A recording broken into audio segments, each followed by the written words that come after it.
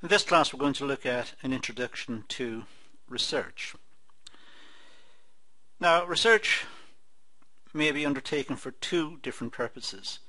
First of all, to solve a problem. Now, this is known as applied research. Or it could be to contribute to the general body of knowledge in a particular area of interest. This is known as fundamental research, or sometimes basic research. For example, mathematics or theoretical physics. These subjects are used to add to our knowledge of a subject area. So we have two types. One, applied research, trying to fix something or get an insight into some phenomenon or into some situation. Generally speaking, business research is applied. Now, the ways to select a topic, well, it could be based on personal experience. It could be the managing director of a business has a theory about some aspect of the market and has experienced something in the context of trading in a particular market. So some personal experience, and he or she wants some research conducted into it. Now, that would be applied research based on some personal experience.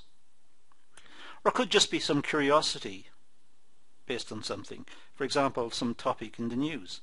Someone wants to find out something more about some issue in news or in current affairs. It could be the state of knowledge in a field. In general, the greater the knowledge in an area, the greater the possibilities of research.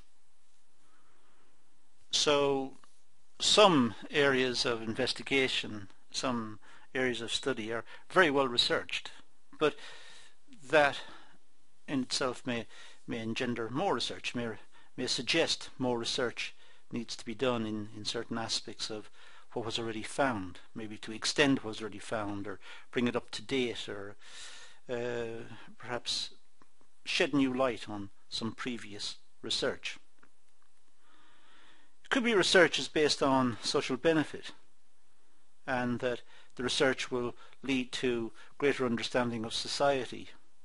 So it may not be in business or in fundamental research in mathematics or physics. It could be just some research which will give an indication of how society is structured, or what are the trends in society, current trends in society. And of course, research could be based on personal values and beliefs. People believe certain things and they want to research as to whether their beliefs are accurate or not accurate, or get some greater insight into their own beliefs. Now, there are major limitations in conducting a research. The first major consideration is time. Time is money. But it takes time to conduct research. Sometimes people don't have the time, they don't have the resources in terms of time necessary to conduct proper research. And of course, time is money, which is cost. And cost can take various forms. It could be time, as I said, it could be salary. The researchers need to be paid. They need to live while they're conducting the research. There's travel costs perhaps involved in the research. Or it needs back office, it needs paper, printing, support, computers, telephones. So there are costs involved in research. Access to resources. The research activity requires the appropriate resources. Also, the research needs to be approved by authorities. Some research may require prior approval from some relevant authority, for example from the police, depending on the nature of the inquiry. Or it might need approval from some employer.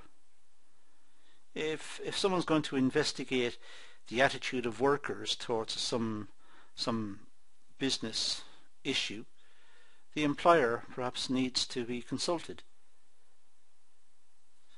So research just can't be conducted, it needs to be approved. And there are ethical concerns, and care must be taken to address those ethical concerns.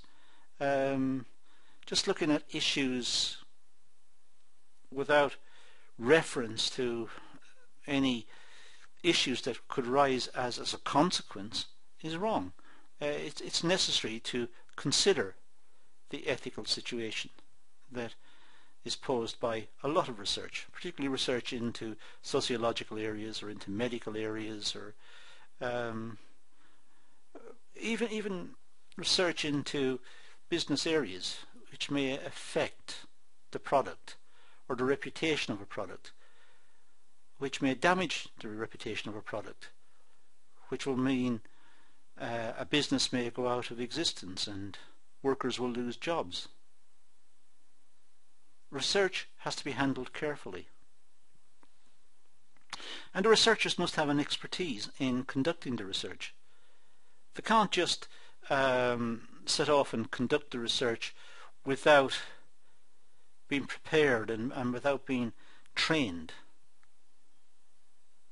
So it's not just some casual function that can be slotted in on top of other activities. Research is it requires training. The researchers need to be able to deal with situations, and they need to be able to find objective answers if possible. They need to be able to find the truth. Now, there are 6 assumptions in qualitative design. Qualitative researchers are concerned primarily with process rather than outcomes or products. The qualitative researchers are looking at the process of the research itself, and they need to be skilled in dealing with the process of research, skilled, I should say, in asking questions and looking at the context of the research, and taking issues into account as the research is being processed and being conducted. They're trying to find the meaning of the answers in the context in which the answers were given. They've posed the question, they've got the answer. Now they need to look at the environment and look at the history and look at the culture and look at the person who's given the answer, and try to determine bias and try to determine issues that may mitigate the answer, may change the answer, or may change the understanding of the answer given. The qualitative researcher is the primary instrument for data collection and analysis. The researcher is the instrument. It's the researcher who's collecting the information. It's the researcher who is gathering the information and processing the information. So the researcher is all important in qualitative analysis. Data is assessed, measured and processed by the researcher. So the researcher is all important. Qualitative research involves fieldwork. The researcher physically goes to the people's setting, the site or the institution, to observe or record behaviour in its natural setting. So the researcher goes out into the fieldwork. The respondents, generally speaking, do not go to the researcher's office. The researcher goes to the people. It's qualitative. They are taking into account all the variables, the person's responses, the setting in which the responses were given. All of the factors should be taken into account. And it's descriptive in that the researcher is interested in process, meaning, and understanding gained through words or pictures. So it's descriptive in that sense. It's trying to take everything into account, a wide variety of sources of information. The process of qualitative research is inductive in that the researcher builds abstractions, concepts and hypotheses and theories from details.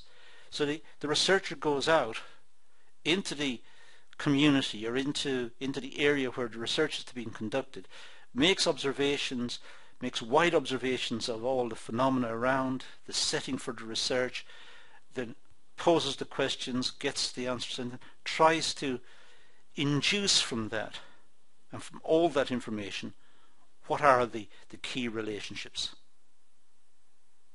So they're moving in that direction. Now with quantitative methods, well, here we're dealing with descriptive statistics, graphical and numerical techniques for summarizing data.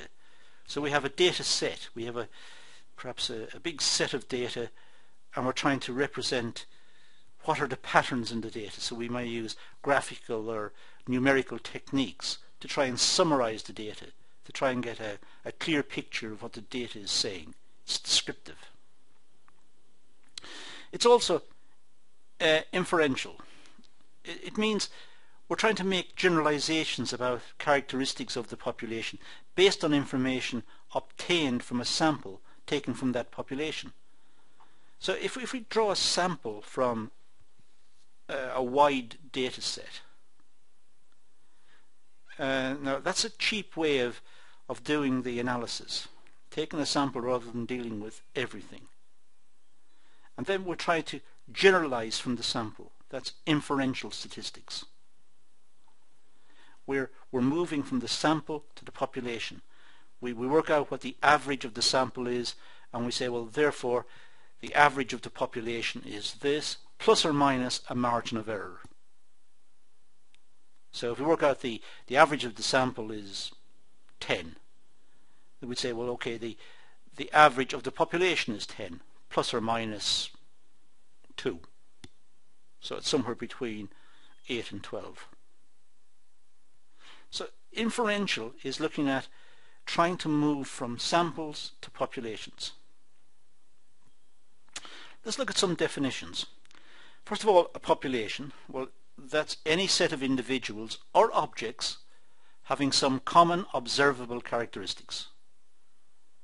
That's what we mean by a population. So there could be the population of cars in the country, or the population of television sets in the country. It's the population. It's the number of objects with some certain observable characteristics. A sample is a subset of the population which represents the characteristics of the population. So a subset of cars could be sports cars.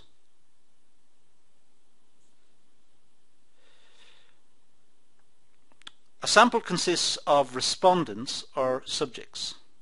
A sample is our selected respondents.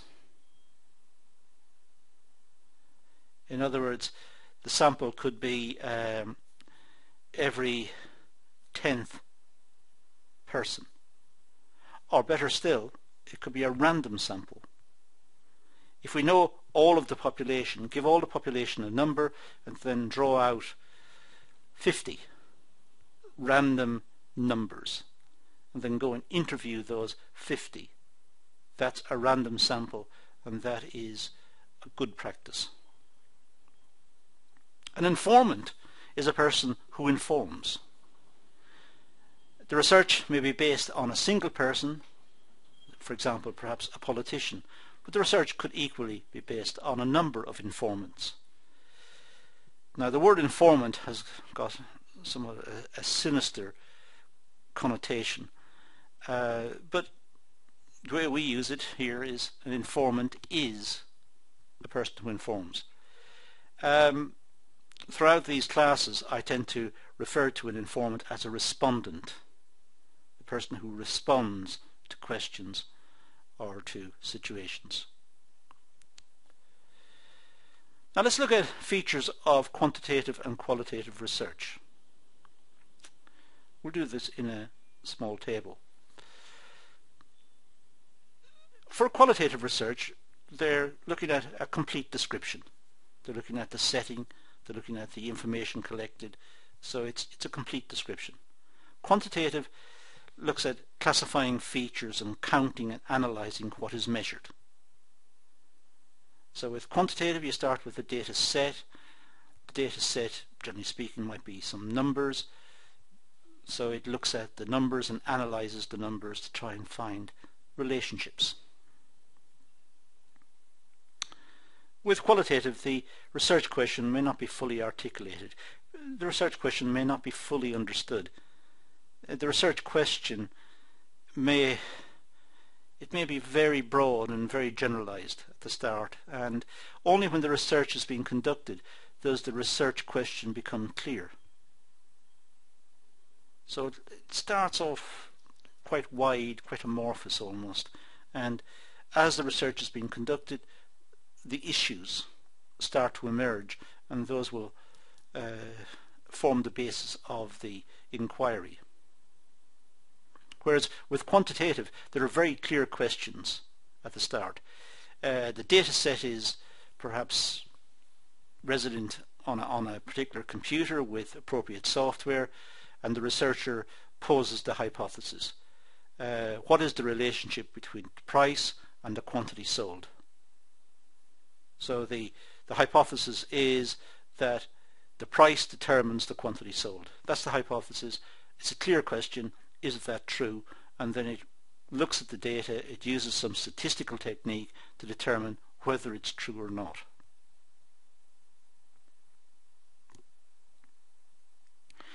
For qualitative research, it may arise out of the need for elaboration in earlier research. Sometimes a piece of research is conducted and they make recommendations to say future research is necessary here to shed more light on this particular topic, and that inspires future research. And with quantitative, the research may be based on recommendations or questions arising out of previous research. Very similar. Sometimes researchers in quantitative areas suggest that the data was insufficient, or the data was too historic. It needs to have more modern data, more up-to-date data, or whatever. So it's suggesting more research is required into the area. With qualitative research, it's more flexible. Qualitative is more flexible. A rigid design is based on careful planning in quantitative. Quantitative requires a rigid based approach. Qualitative is more flexible. So qualitative is flexible, quantitative more rigid. The hypothesis is stated and tested. Qualitative, flexible. It emerges. With qualitative, the researcher is the instrument for the research as well. Qualitative, the researcher is the instrument for the research. The qualitative asks the questions, makes the observations, processes the information, does the analysis. The researcher is the instrument of the research. With quantitative, there are tools such as questionnaires and computer algorithms and data sets, which may be perhaps secondary data which has been processed in a unique fashion, which makes it original. But for quantitative, it's looking at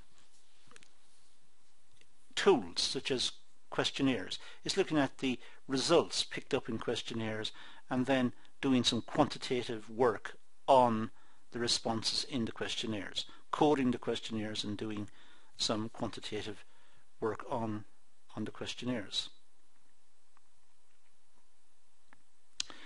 Qualitative data is in the form of words and pictures and objects. So qualitative research is not necessarily numeric. It could be verbal descriptions of situations. It could include pictures or drawings or artifacts.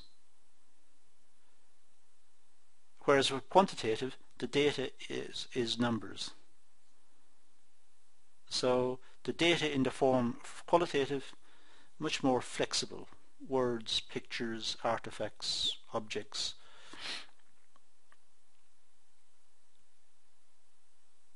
With qualitative, the interpretation of the data is subjective.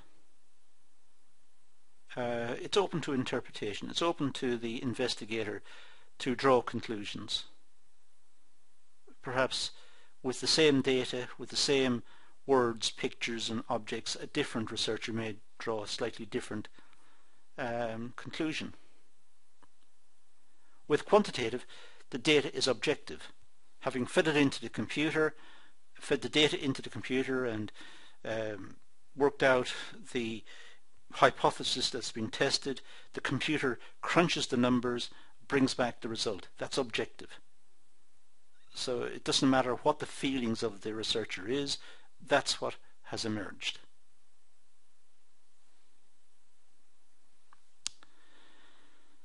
For qualitative, the data is rich.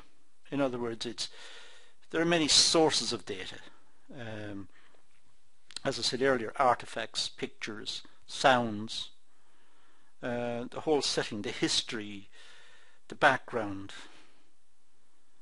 All of that is data. It's rich, but it's time consuming, and it's not easily generalized, because the same type of research conducted in a different area will have different settings, different history, different artifacts, so it can't be easily generalized.